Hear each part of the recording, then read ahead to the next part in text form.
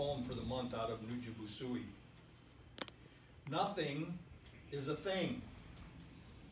I mean, no thing is a thing. In order to be a thing, it must have an independent existence. And because nothing stands alone, it can't be a thing. I mean, no thing can stand alone because everything is together. Everything is connected. Everything is part of everything. If this seems confusing, don't worry. It's really not a thing.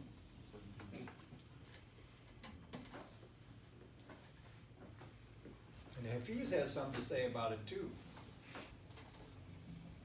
And now, of course, Hafiz is always speaking to God, but he's speaking to God in context that you might actually misinterpret that he's speaking to a lover. Maybe not in this poem, but just generally think about that, right? So the name of this is And Then You Are. And then you are like this, a small bird decorated with orange patches of light, waving your wings near my window, encouraging me with all of existence's love to dance. And then you are like this, a cruel word that stabs me from the mouth of a strange costume you wear. A guise you had too long tricked me into thinking could be other than you. And then you are the firmament that spins at the end of a string in your hand that you offer to mine saying, "Would you drop this? Surely, this is yours." And then you are, oh, then you are the beloved of every creature, revealed with such grandeur, bursting from each cell in my body. I kneel, I laugh, I weep, I sing, I sing.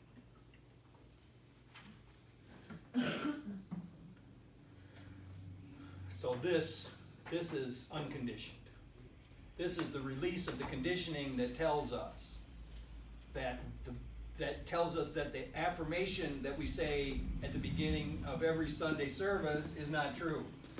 This poem is the essence of that affirmation that we make at the beginning every Sunday. We see God everywhere, in everyone and in everything. And that we're fooled.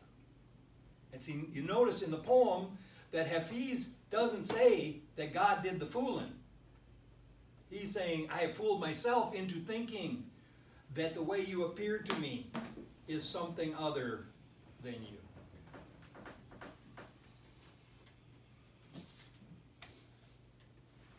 The world seems dangerous. This is a theme, right? It's a theme, but look, it's a theme you chose. It's a theme you chose somewhere underneath those layers, somewhere in the midst of that unconscious conspiracy that we are having with each other, to try to find every single reason that we can possibly find that we are not together, that we are not connected, that we are not part of God.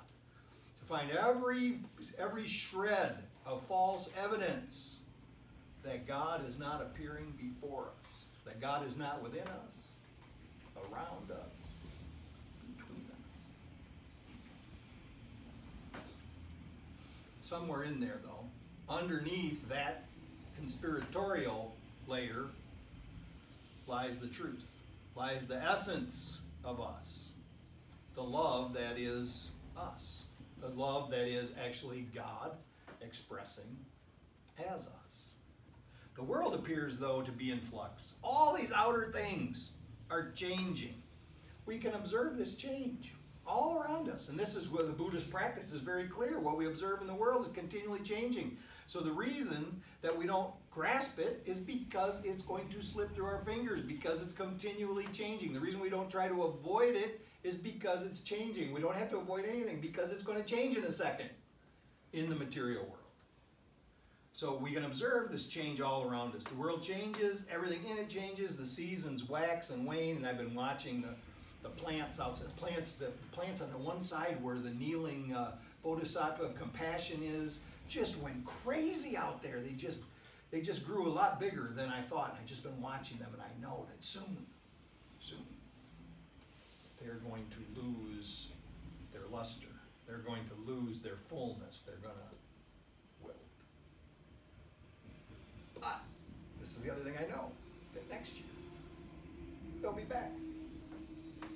Well, some of them, put some other ones in there, but you know what I'm saying.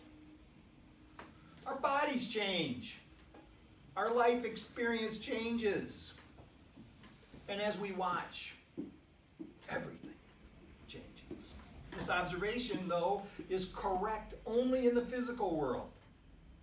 It is only correct in the material world. Each change, though, is just a turn of perception that leads us either to further alienation or to the reality of oneness. So everything that we observe, we can observe it one of two ways. If we observe it with the conditioning that we have really allowed upon ourselves, then we see all of these changes as reasons and evidence that really it's kind of risky out here. These changes, we better pay attention. We better watch out, because the world, circumstances, events can get us. We don't even know. So nebulous. We don't even know what the danger is, but we're kind of sure there's some out there. Or we can use these changes as a symbol to reassure us that every change that occurs is just a passing phase. It's going to change too. We can center ourselves on the one thing that never changes. That is the essence of us. That is the presence of God in us. And we can observe, if we look, for that presence of God between us and all around us. Or we can say, it's bad. It's bad out there.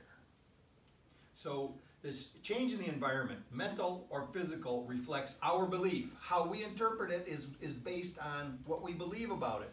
So that is why anytime we comment to someone about something that we've observed, they can very likely have observed the same thing and say it's different, because they're seeing it from their perspective. We can talk about a dinner that we all go out to dinner, and various things happen. There's conversations. Some people are funny, some people are not so funny.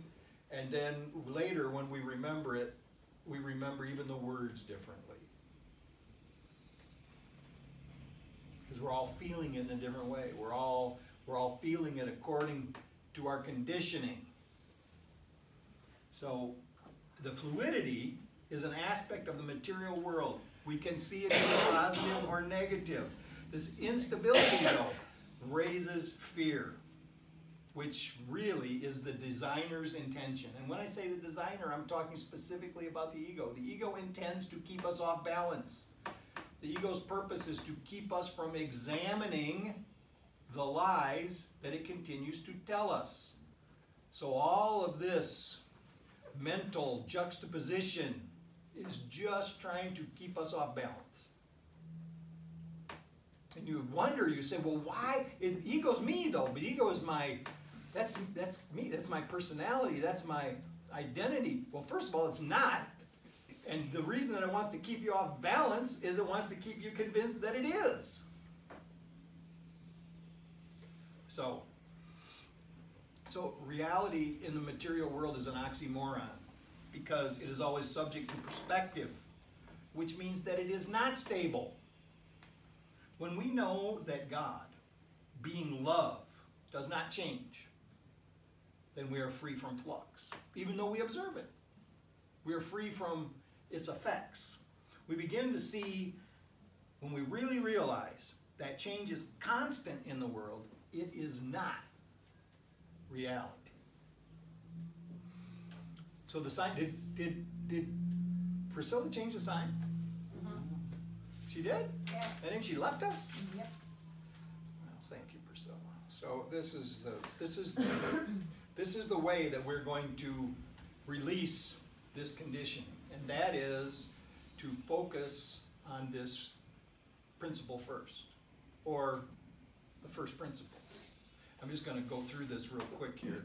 That the principle, if you go and look up the definition, it's a source, an origin, or a cause. And the first principle is one that stands on its own. And in many disciplines, people will talk about it. There's the first principle of this particular discipline. And that principle is the principle upon which the entire discipline is then formulated. So the first principle is the one that stands on its own. It without need for support from any other thing. There is a first principle that is the basic description of reality. Reality with a capital R. This very first principle is actually self-evident, but we continue to debate it. It's part of the whole fooling ourselves thing. It's not a theory, but it's a law. This principle is the very foundation of existence, and the first principle is love. Love with a capital L. Time I say capital L, right? That's divine, right? So divine love is the first principle. And if we look at the first great commandment, what Jesus formulated when he was questioned about the law, they tell us, Pharisees trying to trip him up. Say, what is the law? And he says, the law is like this. Love the Lord thy God with all thy heart, with all thy mind, with all thy soul. The second is like unto it. Love thy neighbor as thyself. And then, of course, he says the most beautiful thing. He says, and upon these two hang all the law and the prophet. Meaning the entire, at that time, the entire Bible. The Torah and the prophets being all the books that are named after the prophets. That every one of them was hung on love. And he's saying, if you can't find the love in the law, then you missed it. So, and if you read, and we've said this many times before, if you actually go through and read what we kind of arrogantly call the Old Testament, if you go through and read it, you will find many places where it's difficult to find the love. It seems rather stern in many places. But it's in there. It's in there. And if we ask for guidance, we will find it. So, this is the first principle, this divine love. And this is the thing that if we are looking for that, this is the thing that cleanses all of the old conditioning. This is the thing that removes it. So this first principle is love. Creation and creator as one. So we break it down like this. And I say it a couple of different ways. Sometimes I just say God is. But this time I say it this way. Love is. So this is the basic unit. Love is. So meaning there's no argument about it. It is. I may not see it, I may not feel it, it just is. It's up to me whether my perception allows me to notice that it's there. It's the simple truth. Love is all. This speaks to the unity of life. And then the next, it grows. Love is all there is. This is the most shocking thing to the ego. The ego wants to find everything but love. Love is all there is. It further defines the nature of the universe. Love is all there is, and nothing else is. This points out that anything we believe, and this is what Jesus was saying when he just said what the law was, that anything we believe, think about, feel, or see that is not love is not real. Woo. I'm seeing a lot of unreal stuff all day long. My condition. The past continuing to come back to haunt me with future fears.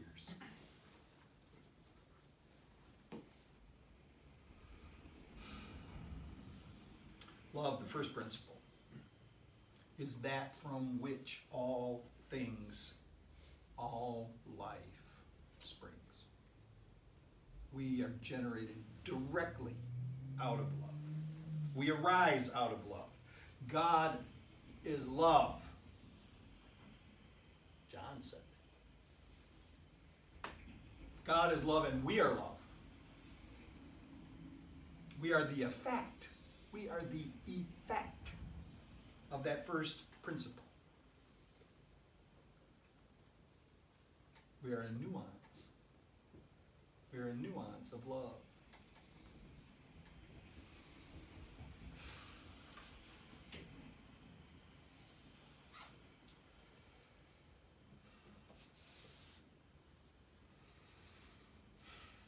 The 12th tradition in the recovery programs, it says that anonymity is the spiritual foundation of all our traditions, ever reminding us to place principles before personalities.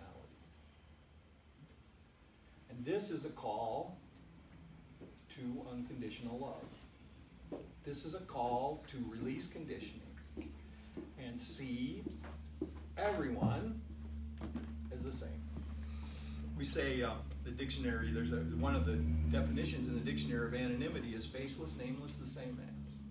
And so here we kind of practice this in kind of a different way. Instead of saying faceless, what that means to me is I want to see your features kind of just dissolve in the light that is you. So the face of Christ then would not be the blue-eyed Jesus hanging on the wall, although I used that at one time. The face of Christ would be a face of light, in which there is no way to discern the features because it's all light. And true anonymity, the perfect practice of anonymity, would be to be able to see the face of Christ in each and every one. Hey, it's an endeavor. It's a practice. We're trying to get better at it. But we can. We can do it. I mean, we can actually experience it. Every single one of us could experience it in our meditation today. This day, we could do it. We could actually do it. We could take someone who we're kind of fond of, take a moment to consider them, see them in our minds as we see them now, the way we remember them, their face, what it looks like. And then just allow those features to dissolve into light. And after you're successful at that, then do it like, what do we say before the checker at the grocery store, that you see quite a bit, but you really don't know them. You don't have any strong feelings about them one way or another, and just kind of see their face and see their features dissolve in the light. And then that person that you're mad at, or maybe somebody you're afraid of, maybe person has already died, but you're still upset. They may have been a cause of some trauma in your life, and you visualize them, you see them standing before you and see their face dissolve into the light of Christ. This is anonymity. This is the practice of unconditional love. And we can all do it. We can all do it for a moment. We can do it when we consciously decide. This is the secret to this getting out of the conditioning, to make a conscious decision. I do not want this anymore. I want something different. I do not want this prejudice. I do not want this hate. I do not want this fear. I want something different. Let me forgive. Let me forgive and release all of the past things that keep me seeing the world as dangerous. All of the past things that keep me feeling like I have been put upon my entire life, that circumstances and events have conspired against me, that people are out to get me. I don't want that anymore. I want to see the face of Christ. I want to immerse myself in this divine anonymity, seeing that we are all connected. And this reminds me of heaven.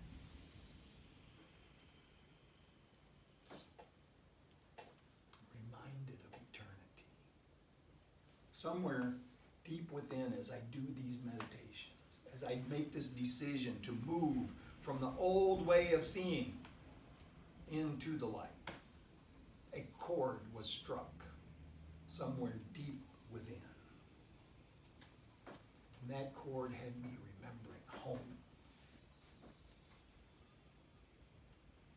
home, our true place, the eternal realm of our Creator. I was working on something.